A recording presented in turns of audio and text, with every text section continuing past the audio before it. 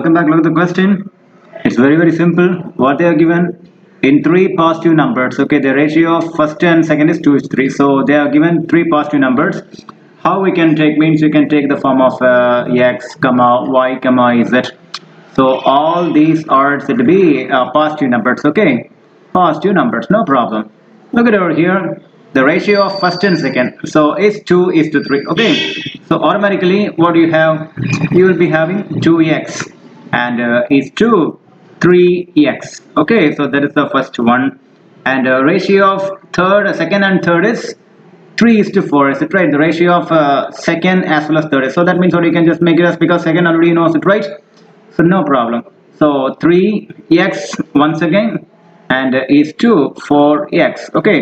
And what they say, the product of first and third is 1152. What's the product? The first one is 2x, and if you multiply by 3x, that is second. Is it right? So the product of first as well as you got third. But the first is 2x, second is 3x, which is equal to 1152. I'm sorry. And the first and third is it right? Look at it. I apologize. Look at it. This is 4x. Okay. Okay. So what do you have finally? 8x squared, which is equal to 1152. So you know x squared 105 divided by 8 means what you get a 144. So automatically x is equal to root of 144, which is equal to 12. Okay. And now listen out here. The sum. What they asked, the product of this means find the question is sum of three numbers. Is it right? Very simple.